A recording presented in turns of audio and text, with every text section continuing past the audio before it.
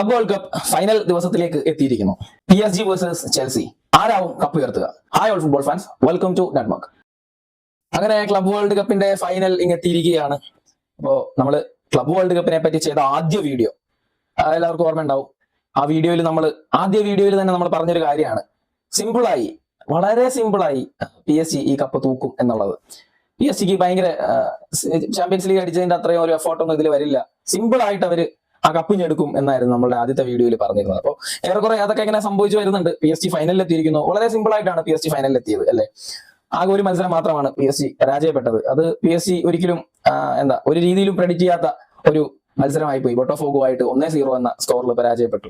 അപ്പോ PSG ഈ ഒരു ജേർണി, അപ്പോൾ അത് ക്ലബ് വേൾഡ് കപ്പ് മാത്രം എടുക്കേണ്ട, നമ്മൾ ഈ ഒരു സീസൺ മുഴുവൻ എടുത്താൽ മതി. ഈ ഒരു സീസൺ മുഴുവൻ എടുത്താൽ കൂടെ PSG എന്ന് പറയുന്നത് ഒരു പിടിച്ചു കെട്ടാൻ പറ്റാത്ത ഒരു സാധനമായിട്ട് ഇങ്ങനെ പൊക്കോണ്ടിരിക്കുക. നമ്മള് ആ ഒരു നോക്കിയാൽ മതി, 4-4-4 എല്ലാം 4 ഗോളിന്റെ കളിയാണ്.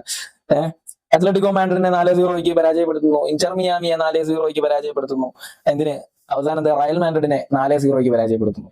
അപ്പോൾ ഞാൻ പറയട്ടെ, ചെൽസിയുമായിട്ടുള്ള ഫൈനൽ, എന്റെ സ്കോർ പ്രഡിക്ഷൻ ഞാനിപ്പോ പറയുകയാണ് 4-0, അതും 4-0 ആയിരിക്കും ഞാൻ പറയുന്നു.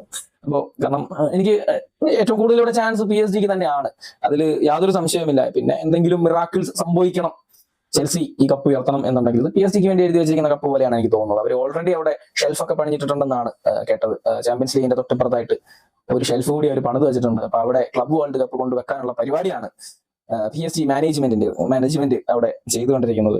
പിന്നെ ഇതൊന്നും പോരാഞ്ഞിട്ട് ഓഗസ്റ്റ് 14 സൂപ്പർ കപ്പിന്റെ ഫൈനൽ ടോട്ടൻഹാമുമായിട്ട് PSG വരുന്നുണ്ട്. അപ്പൊ കപ്പുകളുടെ ഒരു ഘോഷയാത്രയാണ് PSG. അതും ഒരു 4-0 തന്നെ PSG ജയിക്കും ഞാൻ അങ്ങ് പ്രെഡിക്റ്റ് ചെയ്യുകയാണ്. എല്ലാം 4ന്റെ കണക്കായിക്കോട്ടെ. അപ്പൊ കപ്പുകളുടെ ഘോഷയാത്രയാണ്. ഇനി എനിക്കറിയണം, ആ വാലന്റിയോർ ദിംബലേക്ക് കൊടുക്കുമോ ഇല്ലയോ? കപ്പൊക്കെ കുറെ ആയി. അതോ സാധാരണ ലാലിഗിയോറിന് തന്നെയാണോ വാലന്റിയോർ എന്ന് അറിയില്ല.